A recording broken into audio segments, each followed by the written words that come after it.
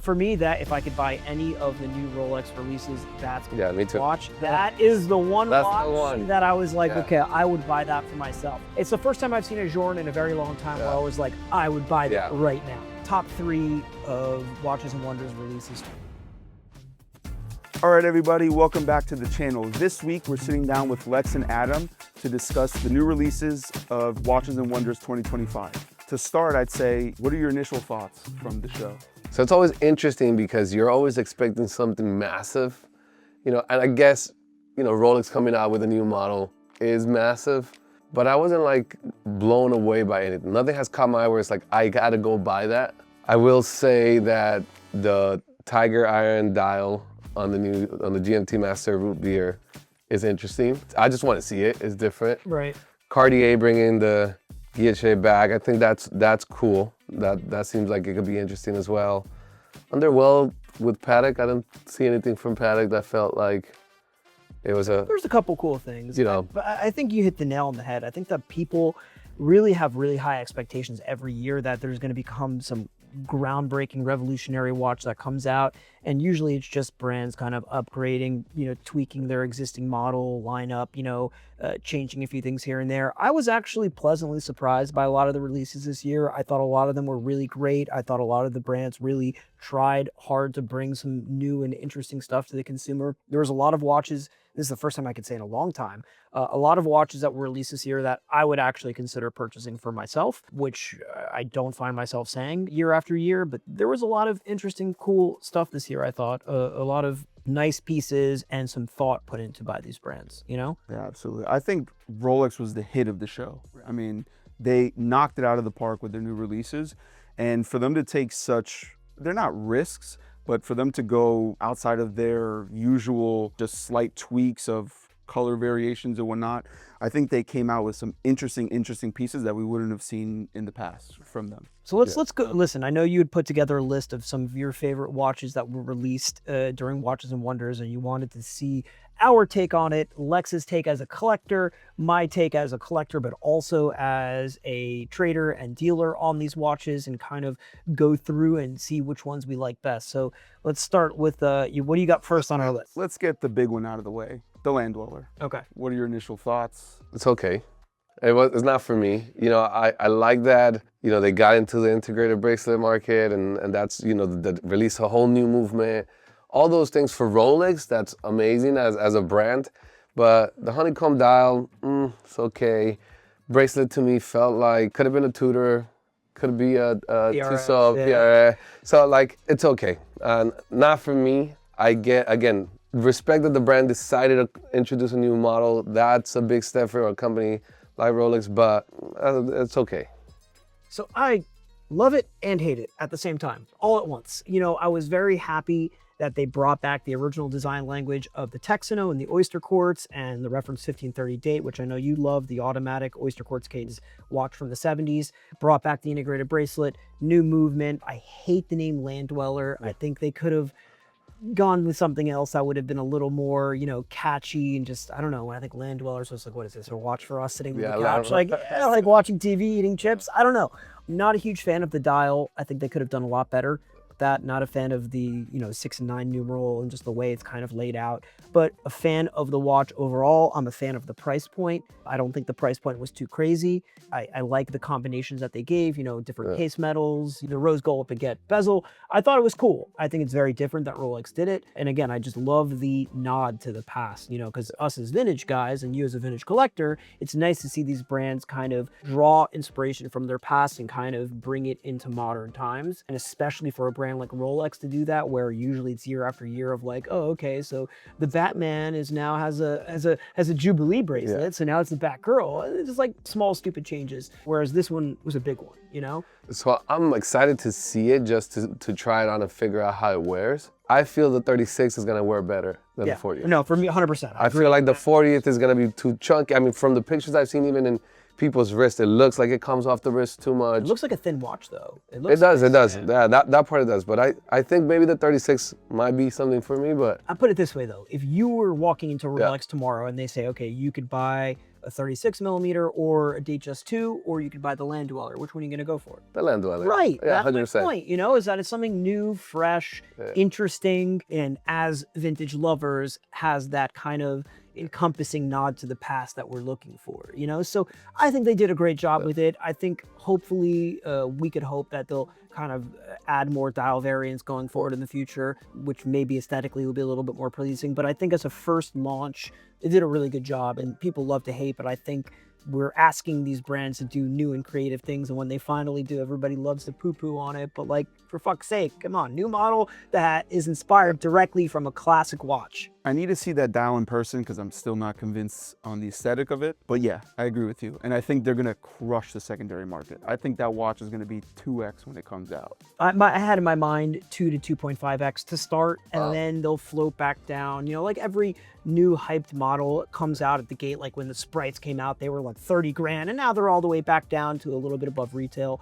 I think it'll start out, you know, in that 2 to 3x range, and then come float back down into like maybe, you know, 25, 50% above retail, you know, a markup, but not, you know, 2, 3x. We'll see. So to move on, actually, the Sprite is a good segue into the GMT releases. So obviously there's a new left-handed GMT with a new ceramic dial. What are your thoughts on that? Same thing, but not for me as a collector. I think the green on green just kind of clashes. I like from just a pure design, you know, I think it takes away the special part about the dial. Yeah, not for me. I do love the tire and iron though. Like I said, I want to see it in person, but it looked extremely interesting. I actually always have liked the root beer GMT. I like the Ever Rose, the rose gold color that Rolex has. So for me, it'd probably be the Tiger Iron dial. That one, I think, crushed the show. For me, that if I could buy any of the new Rolex releases, that's gonna be me a too. watch. I love the fact that they used 3 different types of stone in that dial. It was like tiger eye, jade, and hematite. it's something. Yeah. Whatever it is, it's really cool. It's amazing, yeah. Yeah, it kicks it back to older stone dials in the vintage era, or like an old root beer GMT from the 70s that has that like sunburst finish dial. You know, it has that like radiant look to it. Just really interesting and not too much. It's very subtle, you know. So for me, I haven't seen it in the flesh, obviously, yet, because we're not at Watches and Wonders. We're sitting here recording this. But I have a feeling that in person, that watch, it's going to be one of those you have to look closely. And I love that. I love those watches where it's like you have to know, you know, and it's not too flashy in your face, but when you actually start looking closer at the dial, that's when it really pops and becomes something special. So it's kind of something only just for the wear, not to be bragging out to everybody, you know, who can look at your wrist from afar. Yeah, no, to me, it looks like a meteorite dial and like a stone dial had a baby and made that. Like it crushed it with that one. But anyways, let's continue on to the other offerings like the new Daytonas. So what do you guys think of the turquoise and the re-releases of the Mayer Daytona? So my opinion on turquoise is like, again, once something, everybody does it and they've done it so much and now everybody has a turquoise dial, is like boring. I don't want to be a part of that. I do like that they brought back the John Mayer, you know what I mean? I think it's obviously John made that watch more famous than it should, but I'm excited to look at it. I'm excited to, I think that's, if I was gonna get one, I would get the John Mayer because I didn't get the original one, so why not, you know, get one now? One of my favorite modern Daytonas of this era of Rolex was the Mayer. For sure. So I think it's cool that they brought it back. I love that color palette. I love, you know, yellow gold with that green dial. It just works in so many ways, and it's just a fantastic watch.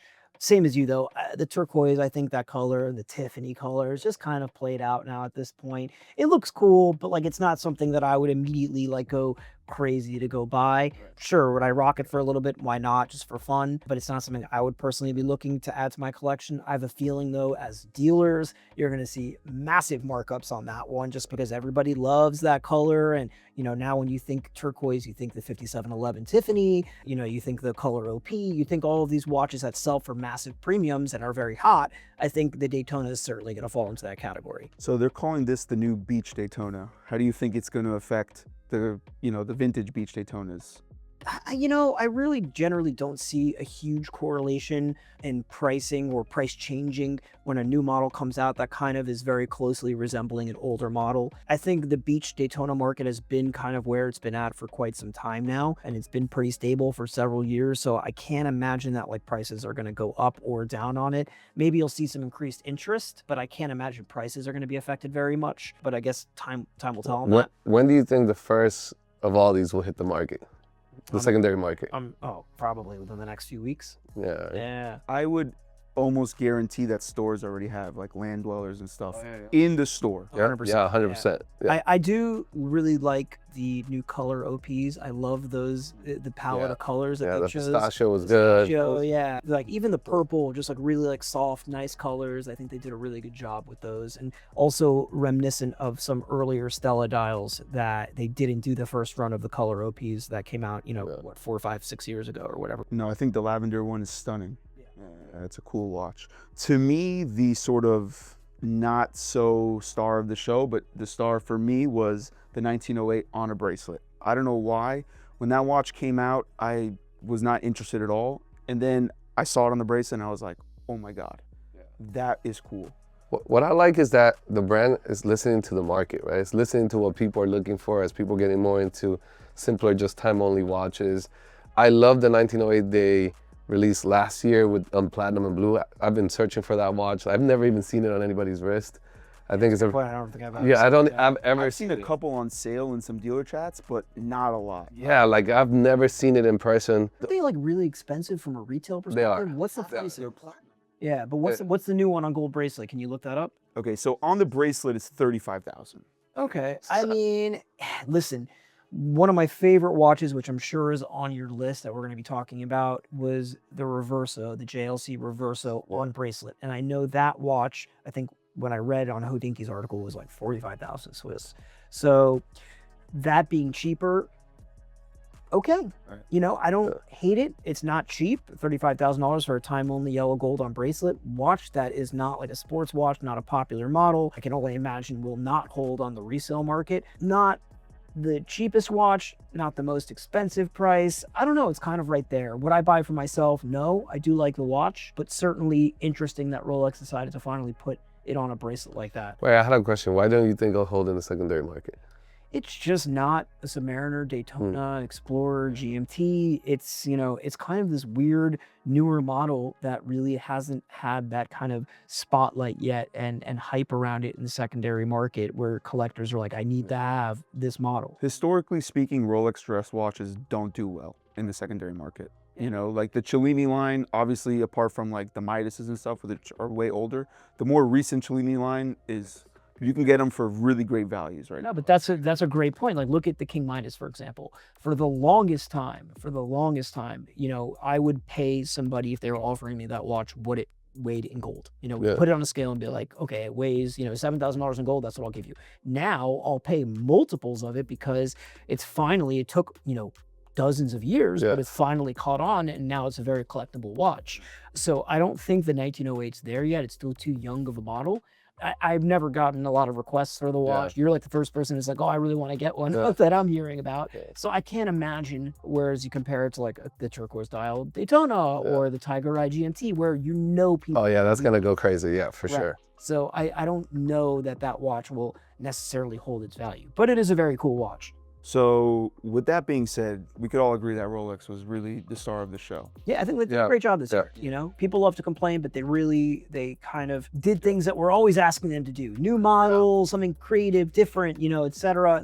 I think they finally did that. Well, to me, I think they always used Tudor as the company to take chances and do interesting stuff. And I think actually Tudor kept it relatively mundane, whereas Rolex, they jumped off the ledge. But with that being said, I mean, there was 2 world records broken at this show. What do you guys think? Most complicated wristwatch ever made, and the thinnest for the amount of complications. Thinnest tourbillon. Right? Tourbillon, yeah. Something like that. And the most accurate mechanical watch ever made by Grant Seiko. What do you guys think of those? Do you think, people should care, or what are your thoughts? I mean, one of them is Vacheron and great timepiece, but as a collector, unless you collect that kind of timepieces, it's cool. It's great. It's another world record. And that goes across all 3 records that were broken. as a fan of horology, incredible. As a collector, something that I'm gonna look and buy, unless I have a collection of just like, you know, world records, like Eternal calendar from IWC, that kind of thing. I'm not buying that. Yeah, dude, I think that's a great point. Like if you're a collector who goes after these like landmark watches, like first this, first that, then yeah, they're all something very interesting and cool. And as a lover of horology and a lover of the ingenuity that goes into making these watches, I got into watches because it always just broke my brain that we as human beings created these things, because I don't have that kind of brain. Like I could never understand how all these parts fit together, you know, hundreds of parts fit together to make this watch work. And I just love that. You know, I love the fact that I could never do something like this. And it's part of the big reason I love watches. So I appreciate these watches, but it's like every year, you know, and don't get me wrong, the Octo is cool, that it's the thinnest turbulent, but every year there's like a new Octo that's like the thinnest watch, and then a Richard Mille beats it, and then they go back and forth, and like, but who needs the thinnest watch? Like at some point, it's just going to be literally a piece of paper on your wrist that says thinnest watch, and like, okay, like, or it's just going to be like an NFT on your wrist. Yeah. Like, trust us, bro, it's the thinnest one. No, but to me, I think this one's cool because, you know, Vacheron actually did it 2 years in a row, where last year they broke the most complicated watch ever, and it was a pocket watch. I think it weighed like almost 2 pounds or something like that. It was like a huge thing. And now this year they basically put that in a wristwatch, and I thought that was cool. I can't even name 41 complications. I would love to see the list just to see what complications I've never heard of in my life. But I think I was cool. No, it's, dude, you're absolutely cool right. for sure, It's yeah. very cool. It is undoubtedly very cool. As a collector, it's not something I would buy, and obviously not something Lex would buy either. I appreciate it, and I respect the fact that brands are still pushing the envelope on these things and really striving to reach new heights. But out of all of the watches, like if you gave me an unlimited budget, those are not the watches out of the releases at Watches and Wonders this year that I would personally go for. Right. Yeah. Well, I was curious because this is most definitely going to be like an application piece. What do you think this watch is going to be worth on the secondary market? The VC? Yeah, I don't even think we'll ever see one on the secondary. Well, the retail price was, they listed a retail price. I remember reading about it. Yeah. Yeah. I mean, let's find out what the retail price is. But surprisingly, I don't think this is a watch that necessarily goes for like over retail, you know, because it takes a very specific client for this kind of watch, you know? Not only does it take a very specific client for this kind of watch, but then once that crown is taken away from them, like it ceases to have as much importance. As a, you know, again, pushing forward and horology, amazing, but as a collector piece, unless you just love these first, but the problem is that somebody else will break it. Right. That's why I've always been a massive fan of the perpetual calendar, and a way a lot of brands execute it, like early Breguet perpetuals and like the 3970 from Patek, or even 3940s, because it has everything you kind of need. It's simple, it's not too cluttered, it's not too overwhelming, you know, and it's a very, very complicated watch, you know. Also, Jordan, can you look up what size this comes in? Yeah, this has to be big. It's 45 millimeters. Right. Yeah, it's a watch, it's massive. I don't see a price though. But anyways, it's certainly cool. Certainly a beautiful achievement by them. Very cool watch. Not something that I would personally be lusting after, but can absolutely respect. But do you feel in Vacheron understanding that, you know, with the 222 steel, they got some momentum, they got heat. They should have came to Watches and Wonders with something else that would actually have a lot of conversation around it? Yeah, Or you think that I think they were expecting this to have a lot of conversation, and they just got overshadowed by a lot of other interesting watches and news that came out during Watches and Wonders. So yeah, so continuing on the world record talk, what do you guys think about Seiko coming out with the most accurate watch ever? It's plus minus 20 seconds a year. The most Japanese thing ever. That's, I know. The most Japanese that is thing definitely ever, Japanese you know? culture. I think it's all the same, in the same vein, certainly very cool, as more vintage than modern in terms of what we sell here and what I collect personally. I never expect my watches to be the most accurate that they could possibly be, so it's not something that I would personally care about. I think it's a great achievement for them, and there's no, you know, downplaying it whatsoever, but it's not something that, like, for me, kind of gets me out of bed. I think VC is more of an achievement than that is, personally.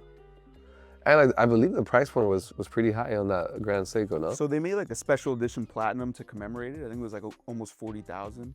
Money, man. At 40,000, I got other options, man. I don't know if I'm going Grand Seiko on $40,000. I think the regular steel one was gonna be like close to 8,000 or 9,000. Right. Oh, that's okay. Okay. That's I okay. mean, but still, you know, and I know you love Grand Seiko. Yeah, You own. yeah. And I love too, by the way, like the way they finish their cases are just like top level. Their dials are amazing, but yeah, no, 40,000, I got a lot of You options. definitely don't see this coming from the Swiss, you know, and their concentration on timekeeping, you know, nobody really cares. All right, what else we got?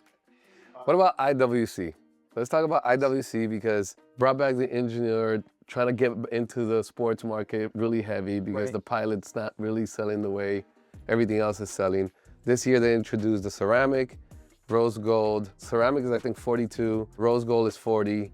They released a ladies version of it, 36 maybe I think it is on the rose It's gold. crazy because that's what I was waiting. That's what I saw them yesterday. Right. I saw them yesterday and I saw the same thing. I said, the only thing is on the 36, they have, you know, call it gold tone dial. Right. That I think just kind of dies. Feminine? Yeah, it just dies and makes the watch definitely fully feminine. If it had a black dial or had another kind of dial, I think it would have done better for me. They also released the perpetual calendar. That I thought was cool. It was cool, but definitely super thick. Which then in an integrated bracelet then creates not A lot of bulk on. a lot of bulk on your Yeah, wrist. yeah. Sorry to correct you, it was actually 35. I don't want you to get roasted in the comments. Yeah, 35, guys. Oh, they will rust you though. That's No, I really like that they went with the smaller case size. For the longest time, I always thought the Ingenieur offered a great value in the secondary market because those could be had for, you know, around $3,000 for like the longest time. But they were just too big. Not the newer models. not the newer models. Older models. the older models. Yeah, yeah, Yeah, of okay, course. okay, yeah. You're right. You know, same case, shape, design, Genta inspired case, but at 35, I think that's like the sweet spot because, you know, usually integrated bracelets were a little bit bigger than their initial, you know, the size says, but I agree with you. I think they hit it out of the park. What do you think about the price point on it? What is the price? I believe it's 46,000 For which one? for the rose gold. The rose But it's solid. is mid 40s, and the steel, the plain steel is like almost 10 grand. Yeah. Yeah, it's expensive. Yeah. How much is the rose gold GMT, the Tiger Eye from Rolex? 40 something as well. So that therein lies the rub. What would you rather have? That's You know, what I'm if you're saying. Comparing two new release watches, Yeah. both rose gold, both same Yeah. price point. I'll say this: the Ingenieur, when it came out, when it was relaunched a couple of years ago, was probably one of my favorite releases at Watches and Wonders that year. It was at 2023. So I love the new updated versions that they come out with that they continue to come out with because I love the launch of this watch and I love. I have way the they teal designed one. it. Yeah. Amazing. Amazing watches, you know. So would I spend 40 something grand on it though? That's the problem. Is that once you get on that price point, you're now competing with the big boy. The Tiger Iron starts at 49.4. Okay. So, but also I'm more of like a purist. So if I was going to get one of those, it would be like what you have, you know, a steel version that more closely resembles the original models. There was no original rose gold Ingenieur from the 60s. You know what I'm saying? So like, it probably wouldn't be for me. And at that price point, it's a little aggressive. You know, you're putting a lot of faith into that IWC basket. And, you know, listen, we'll have a conversation. As a dealer, I don't think that price typically will hold. You know, I think if you buy that watch at retail, you will definitely, whenever one day you decide to sell it, be taking a loss on it. You know, how much, I have no clue, but my gut would say it will probably end up after a year or two in the secondary market in the 20s, you know, if I had to guess. What about the black ceramic? It's going for, I believe, 19 something, right? So my friend was sitting next to Ed Sheeran at a basketball game, and that was the watch that was on Ed's wrist. And I was like, that is interesting. What is that? I thought it was like some custom watch. Shout out to David Jacobs for explaining to me no, that was the new Ingenieur. I actually really like that watch. I think it's cool. Generally not a fan of like blacked out watches, although there was another one this year that came out that I'm sure we're going to talk about that is absolutely one of my favorite watches released this year. But of the newer Ingenieurs, that's probably I agree. top for me. If it would have been, it's 42. If it would have been 40, I'm not gonna lie, I would have bought that yesterday when I saw it. But I think that's what we could take from all this. You know, the most important thing that IWC released was a smaller case Ingenieur rather than like a different case metal or, you know, ceramic Ingenieur. But moving right along, JLC, I thought was one of the best brands from the show with that new Reverso. I mean, when I saw pictures of that, I was like, oh. The one on like the Milanese bracelet. Yes. That is the one That's watch the one. that I was like, okay, I would buy that for myself. Now, again, I hate to say it, as a dealer, I will probably wait to buy that one on the secondary market because I don't think the retail price will hold. What was the retail price? I think when I looked at it, it was like 45,000 Swiss francs or something like that, which I think is expensive. And I love the Reverso because I own a Reverso Duo. That's the watch that got me into watches. Yeah, I remember you were saying but I love that like hammered dial that they put in this watch. Yeah. I love the finishing, and I absolutely love that bracelet. I think that watch is stunning. 41.3 is the price. I don't have one, and I'm gonna wait to get that one. Dude, that watch. That's the one. That's the one. Like, I'm gonna wait because that's the one. I'm definitely going to be Yeah. keeping my eye out on the secondary market, Yeah. you know, in a little bit of time to see if I could pick one up, you know, at a reasonable deal for myself. Well, let me know 2 for 1.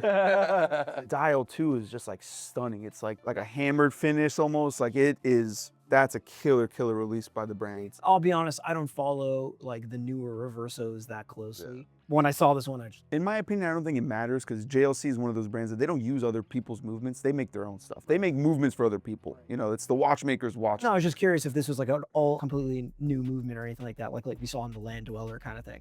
No, I know that they made some new minute repeaters with new movements, and they made like this geographic. That was I did see that too. Yeah, that was great that too. was- They hit 10 for 10 for me. Like, everything that they released this year was amazing. Yeah, they get overshadowed a lot. You know, Yeah. JLC is very underloved because they're always competing against a lot of other brands that have these more hypey sports watches that, you know, grab people's attention more. But I mean, these are really not to be slept on. I think they're really doing some really good things. I really was impressed with their offerings this year. And again, that's the watch that I would try to pick up for myself. Yeah, I agree. Sure. So we spoke about IWC shrinking their watches. Tudor, on the other hand, released some larger watches. They increased the size of a couple of their models, the Black Bay 58 and the Tudor Pelagos in particular. What do you think about Tudor show? I'm a big fan of Tudor, to be honest. Me too. I think they've shed the skin of being a cheaper Rolex, and they've actually stepped into their own. I mean, we talked about this before too. Like, Tudor's really stepping in. I'm not into big watches as a collector, but I do understand why they did it. I know that there is, especially in that diver watch category, you know, that for them to go up in size. And then I believe they have something now on the bracelet as well that could tell you. So essentially they have a piece of luminous material that's on the bracelet that indicates how far it's been stretched. So there's a spring that sort of goes in and out depending on how tight I guess you throw it over how do you call it? A wetsuit. And it shows you like how far you've gone. And I think it's probably the only wristwatch that has luminous material on a bracelet. I've never seen that before. I don't think anyone's ever done that. Yeah, I mean, listen, last year they came out with the Black Bay 54, and it was a smaller version. So I've got one. They were, amazing. I love the size because it was more reminiscent of like an early chronograph or like small crown sub. But they're not going to continue to go smaller. So I guess it makes sense that they went bigger and they try to capture the market of, you know, those guys who like to wear those like James Cameron type sea dwellers of Rolex, but, you know, maybe they can't afford it, or they just want a more entry point watch, or they just want a Tudor. But the Black Bays are traditionally too small for them. So it makes sense to me. But it's strange because the Black Bay, the original Black Bay, that was a big watch. That was a chunky watch. The Edda movements ones, I mean, those were big. Those were like 42 millimeters, but they really wore like 43, 44. They were big watches. So, There's a lot of people out there that 42 is even too small for them. but now this new one, I think it's the 68 is 43 millimeters. So they increased it from the original size 1 millimeter. Right. I like the blue ombre style dial that they put on it. There's a new red one also. There's also a red one, the 58, the original. Yeah. I like that red one. That red. Yeah, that red really was nice. good. Yeah. Kind of on the Jubilee style bracelet. I thought that one was great. Yeah, you know what? And I notice so many people wearing Tudor these days. I don't know if you guys walking around Miami, New York, for sure, wherever. yeah. I see Tudor and Black Bays in particular on so many people's wrists these days. It has gotten so much love and appreciation, and in my opinion, deservedly so. I think they are fantastic watches, especially for the money. That's my daily wear is a Black Bay, like on the weekend when I'm out with the kids and stuff like that, you know? So it's when I don't want to have to think about what I want to wear, I just throw it on to run out of the house, you know? So absolutely love Tudor, absolutely love everything they've done. And I think the new releases are cool. I think Tudor stands in a good spot because they basically own that sub $6,000 space. You know, like there's no, other than, well, Seiko, now Grand Seiko's surpassed that $6,000 anyway, so they don't even compete with each other anymore. You know, Tag, the F1. What are your thoughts? What do you think? So it's interesting to, as an F1 fan, to see no more Rolex. right? And now we're full on tag. It is weird. It's kind of it's weird. Tag and Louis Vuitton, like it's like Louis Vuitton, like in your face everywhere. I'm a huge fan of the Carreras. You know, I got the purple dial, so you know it's a good everyday watch. The new Formula Ones I saw yesterday as well. I did a little in person? Yeah, I did a little watch round yesterday to look at a design district. I saw all the new models that everybody had. And let me know, we're neighbors. Yeah, I'm no, down with basically, you. yeah. Come on, man. Yeah, Well, no, maybe. I did that. So I saw the black and white, and I saw the steel on all blue. The size is better. Right. Yeah, they made them larger, right? They made them a little bit larger. What was the original size? The ones that came out last year with Kith and whatnot? I never even got a chance to buy one because they sold out so quick. Yeah, the yeah. Kith ones. And they've gone up on price. Like, I mean, because they were like $600 when they came out. Now you can't find them anywhere for like less than, I don't know. Grand? Yeah, like $2,000. Yeah. So pretty. Well, they were limited too, and Yeah, it was yeah. the first of the re-release of the Formula One. These are 1,900. That's steep though. Yeah, automatic movement. I'm assuming, right? Not quartz. No, it's a quartz with a Quartz? solar panel. So similar movement to the original. They kept at least. Yeah, they kept that the consistent. original, but now the battery is charged by solar, Okay. and it's supposed to last like up to 15 years. But 1,900, especially if you got a rubber, man. Oh, that's rough. I don't know, man. That That's seems rough. like a lot. You're like $1,000 away from just buying a Tudor. Yeah, that seems like a lot. Yeah. You know, I could see it in like the $1,000 price point. Yeah, 1,000 know? all day. Yeah, but to me, I consider it more of like an F1 novelty. And other than like a shirt and a hat, the next thing after that was a car. Like you had to buy like an F1 car or some memorabilia that I'm sure is a lot of money. I think at $2,000, it kind of fits, you know, slots into like the next after the hat and the shirt, the watch. But the thing is that you usually are buying a hat from a team. Like they're gonna be releasing them based on the Grand Prix. So the Miami Grand Prix is all black and red, Right. which is weird because why would not go to Like the some turquoise color that we turquoise always or use. something? Yeah. But they went black and red for the Miami GP, and then they're gonna be releasing the rest of them throughout the rest of the year. And there's only two that are consistent, which is the two steel bracelets, steel on blue, and a steel black and white dial. So Let me ask I you a like it though. I put it on. It looks great, but the price got me like, ugh. And like a new model Carrera, what did those start at? Because I haven't paid. 6,600. Okay, so this is significantly cheaper. I'm Yeah. just trying to find out, like, okay, but what would it cost you to get into like a different model from Tag? You know, I don't know. I guess I would wait to see it in person and reserve judgment. Yeah. It seems a little steep with me because then you're over $2,000 all in after taxes Yeah. on a quartz watch that, you know, I don't know. I don't want to say is gimmicky. It's plastic. Yeah. I liked it when it was $600 from Kith, like Yeah. throwback to the original ones, like fun watch for not a lot of money kind of thing, you know, where it was like a little bit cooler than like getting a moon swatch kind of thing, you know. But $1,900, I don't know. Well, and if you're gonna go $1,900, just go get the Kith one, which at least is super limited, right? Correct, right, yeah. So if like Omega came out and upgraded their moon swatch to 1900 rather, is that something you would consider? No way. No way. We No all shot. laugh at it. So, you know, I think this is a little bit expensive for her. And like you said, none of these resemble a team except for maybe the red and the blue, not really, you know? So yeah, it's kind of a hard sell for me. It's a hard sell. But it's a Watch, nice watch, though. but Cool watch. Yeah, yeah. Maybe not. I wouldn't go like 1,200. You would have been like, okay, but like, Just wait until they're on the secondary 1900, market. exactly. Sure, they'll get there. All right, so let's take it back to the Holy Trinity. Patek Philippe. Any cool oddities from them? Anything catch your eye? So I thought it was cool, and I had heard rumors that they were going to do this, and this is what I said from the very jump, that I didn't absolutely hate the Cubitus when it came out. I didn't love it, but I didn't absolutely hate it because I respected the fact that they were trying something new and different and trying to like kind of shake things up. But I said from the start they needed to come out with a smaller size because the watch was way too yeah, big. way too big. And they actually did. They followed through on that. They added a couple different new variants, you know, with the rose gold one, blah, blah, blah, blah. So I'm excited to actually see it in person and see if my opinion of the watch changes now that it's a smaller size. I think they could even stand to go even smaller, but we'll see. At least they took this leap from going from 45 to 40. Other than that, the standout for me was a platinum Calatrava with salmon dial. Stunning. Yeah, Stunning. Everybody said that too. Stunning watch. I got to see it in person. I wanted to see what those black markers look like in person. But from the photos, I mean, it is a That's the winner. killer watch. That's the winner. Yeah. 8-day doesn't do it for me. They came out with like another super complicated, you know, they call it the quad something, the quad perpetual or whatever. Not for me. This is the showstopper from them. The black hands and the black numerals. I already got a phone call for somebody looking for one of those watches today. So like, it's not just us. Yeah. I have a question as a collector. Why do Patek dress watches drop from retail so much, right? Obviously, sports watches and those are going over retail, but the dress watches drop like dramatically. I mean, again, it's a much more niche watch. Usually the color palette's not that exciting. You get like a white or a black dial, sometimes a little different. I think we're going to see for the first time, though, he's selling for over retail, those Calatravas. Personally, I think they will.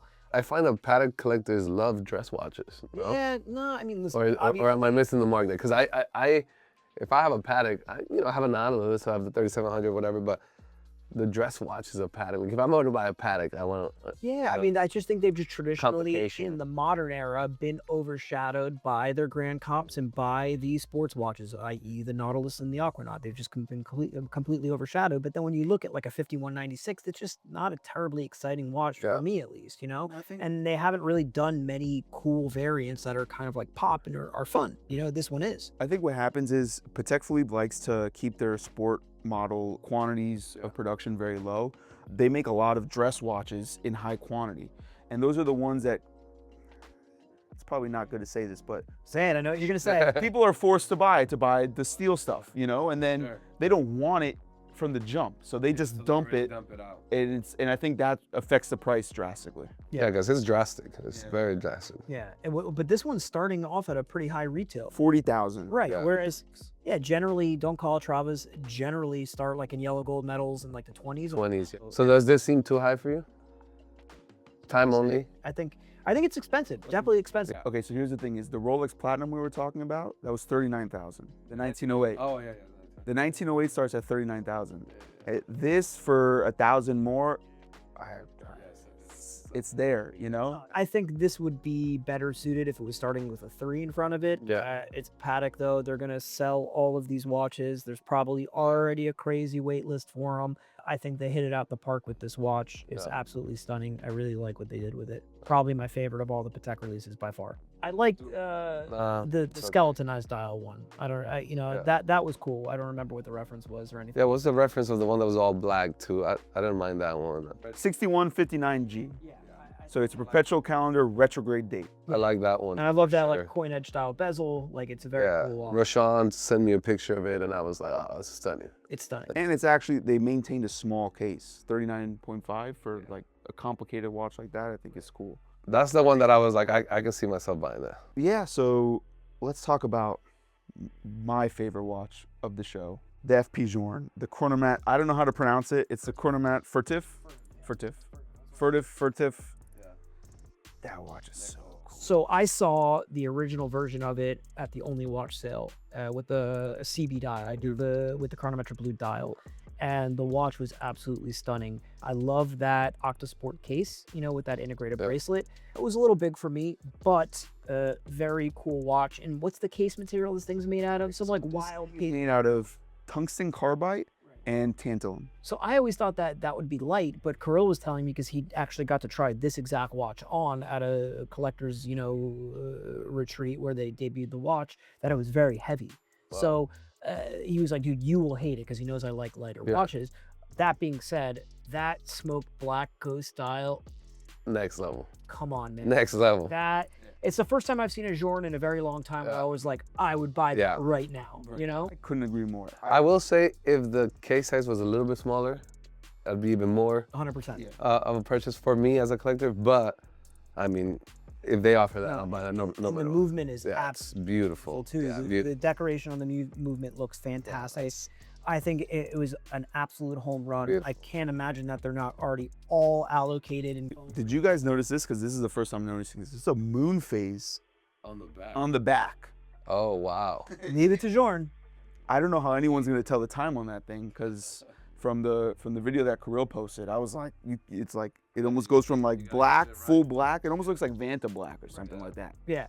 Well, that's why I liked it too, because it's funny you say that, because that's what I was thinking. Like, it's like Vanta black, but a little bit more legible and like cooler, sleeker. You know what I'm saying? Because while I appreciate the Vanta black and I love Moser, it's like too much. Too much, yeah. Much. Yeah, way too much. It's too much. But this watch, top 3 of Watches and Wonders releases for me. For sure. Definitely one that I would buy for myself, no question. One that is undoubtedly going to do well in the secondary market, you know, since we're discussing that in and out from the perspective of the dealer. I think the retail is like 85 Swiss. I can only imagine that when they hit the market, it's going to be double that at least.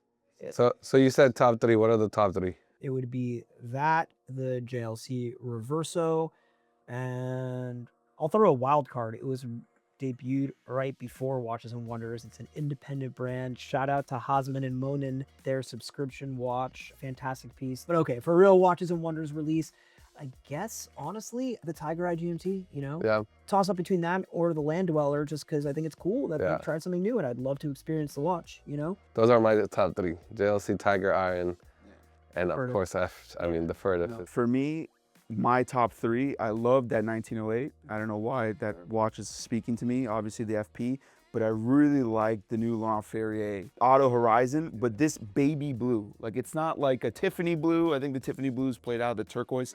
I think this baby blue hits the nail right on the head. I think it's stunning. The question is that a dial color that you grow tired of pretty quickly? You know, because sometimes when they're like too beautiful like that, it's not like an everyday watch and you're like, ah. Let me have my honeymoon phase golden, all right? I'm liking it. I'm liking it right now. Jordan has the most beautiful blue eyes in Yeah. the game.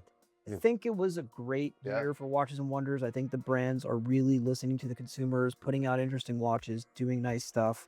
I'm excited to see a lot of these watches in the metal. Obviously, we couldn't attend this year in person, maybe next year. But yeah, I think there was some really cool stuff this year. I agree. I think the big thing is they're listening to the consumers. Right. Right? They're listening to the market. They're listening to the love for vintage. They're listening to what we want as collectors, you know? And sometimes there's many years where they haven't, and you're just like, they're the same thing. But I feel like this year they definitely, across almost every brand, honestly, they really listen to the trend and they listen to the consumer, what we ask for. I mean, obviously, look, 1908 with the bracelet. So they're listening to what everybody wants, which I really appreciate as a collector. Hopefully we could buy some of these watches and they're not too Right. expensive with these new crazy tariffs. Well, guys, that about wraps it up for our coverage of Watches and Wonders 2025 and our favorite and least favorite watches. Guys, thank you so much for watching. Thank you so much, Lex, for sitting down with always. us. He has a new channel on YouTube, 0 to 60 Life. Give him a follow. He covers some amazing watches, car-related content, everything in between. Really cool stuff. And also you could follow him on Instagram at Lex Borrero. We will put all of his information in the description below. As always, thank you guys so much for watching. If you like this video, please remember to comment, like, subscribe, all the normal YouTube algorithm stuff, and we'll see you guys on the next one. Thank you. Bye.